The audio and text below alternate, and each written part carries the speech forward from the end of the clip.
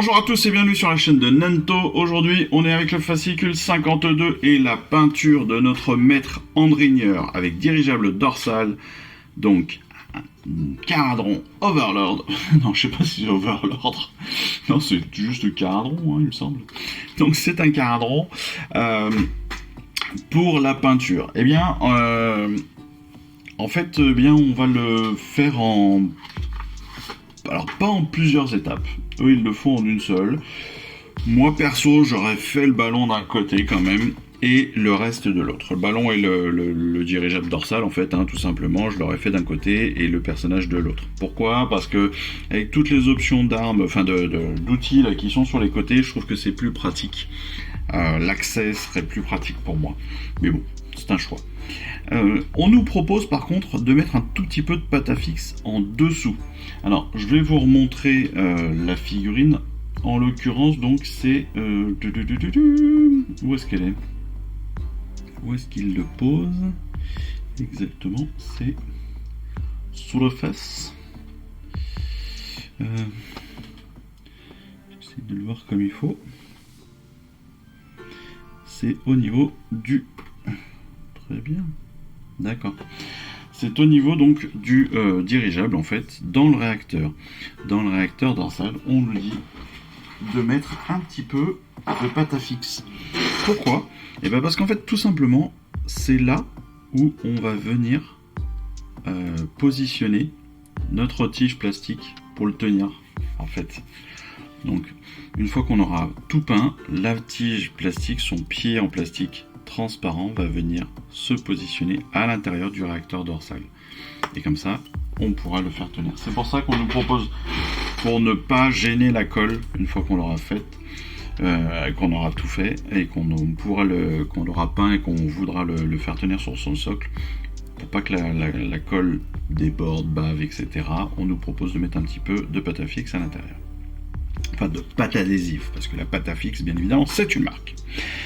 Pour la peinture, eh bien, on nous fait démarrer avec le Baraknar Burgundy, qui va être donc alors Runelord et Baraknar. Runelord pour l'ensemble de la figurine, en fait, en sous-couche de base.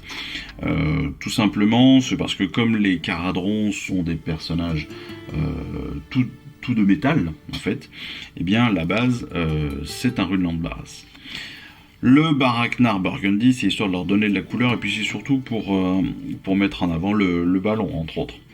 On va aussi y mettre du LED Belcher. Le LED Belcher, en fait, va permettre d'arrondir un petit peu d'arrondir et de casser l'effet trop mastoc que pour avoir notre personnage qu'avec du Runelord Brass. Donc on va y faire les semelles, on va y faire évidemment tout ce qui va être lame d'épée, etc. Mais pas mal de détails, en fait. Et les deux, Runelord Brass et LED Belcher, vont vachement bien s'harmoniser. De même, en rajoutant quelques pièces, les petits détails donc de sculpture, tout ce qui va être ornement, etc., en Rétributor Armor, vous allez faire ressortir des pièces qui va faire que l'ensemble va être hyper homogène au final. Les tuyaux, vous allez pouvoir les faire en Abaddon Black, évidemment. Wraithbone, on va s'en servir pour en fait sous-coucher entre guillemets différents éléments. Puis on va passer sur du Cantor Blue pour des éléments mécaniques, les yeux, les choses comme cela. On va ensuite ombrer notre figurine à la Grax et au Null Oil. Bon, on pourrait tout faire avec le même, hein. Ce serait pas forcément très gênant. Après, la Grax sort bien sur les zones cuivrées, donc sur le Runelord Brass. Et puis sur le reste du Null Oil, c'est parfait, ça va très très bien. Rekland, ça va sur le Rétributeur, on en a l'habitude.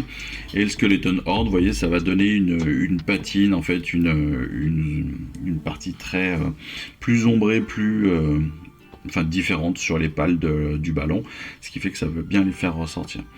Pour le socle, eh bien, on va le socler avec notre produit technique, hein, bien sûr. Je rappelle qu'on a de la Greyland Earth, qui sera parfait donc pour notre texture. Et puis on va ensuite pouvoir y passer différents ombrages, bien sûr.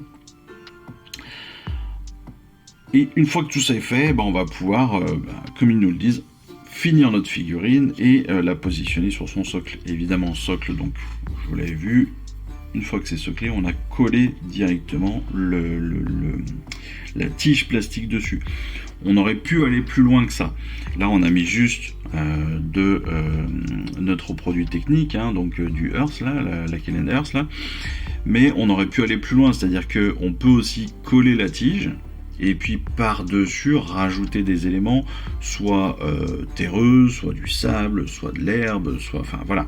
On peut aussi aller plus loin que ce qu'on nous propose, encore une fois, n'oubliez pas, on a déjà eu des exemples sur le soclage. Maintenant qu'on a une vision d'ensemble de ce que l'on peut faire, eh bien il ne faut pas hésiter à essayer.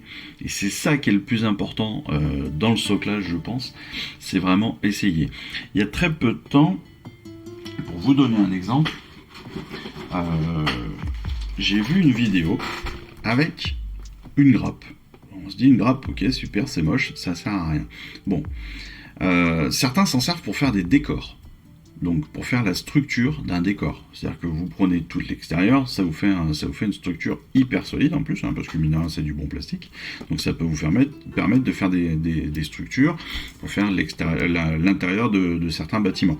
Entre autres des bâtiments orques, des choses comme ça. Une fois que c'est bien pensé, vous enlevez les numéros, tout, etc. Voilà. Mais j'ai vu ça aussi il n'y a pas si longtemps que ça. Une personne qui en fait le découpe par exemple ici, et puis après qu'il le retaille au cutter, et en fait il se sert de ces différents éléments de grappe pour faire des petits cristaux qu'il va venir positionner après sur ses grappes, sur ses décors, et honnêtement ça donne un super effet. Là on a les petites pointes de flèches de coulure, de moulage.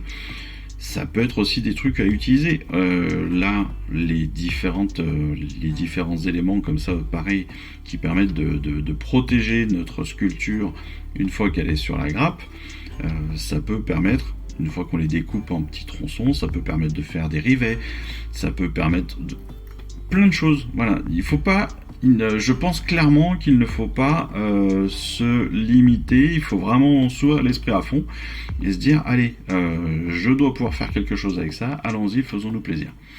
Et clairement, il faut pas hésiter. Il faut pas hésiter. Voilà. C'est tout. C'est tout pour aujourd'hui.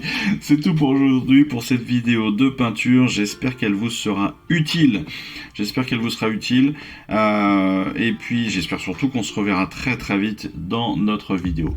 2 règles pour ce numéro, ce fascicule numéro 52. Et puis voilà, il ne me reste plus qu'à vous souhaiter une excellente fin de journée et puis vous dire à très vite. Allez, je vous embrasse. Ciao, bye bye. Je vous remercie d'avoir suivi cette vidéo. Si ça vous a plu, abonnez-vous, lâchez un petit like et un commentaire et suivez-moi sur Instagram où je poste régulièrement des photos de mes dernières réalisations et dernières peintures. Et puis comme il est maintenant de tradition sur la chaîne, je vous souhaite une excellente fin de journée et surtout, lisez bien, collectionnez bien, assemblez bien, peignez bien et jouez bien. Allez, je vous embrasse et puis je vous dis à très vite. Allez, ciao, bye bye.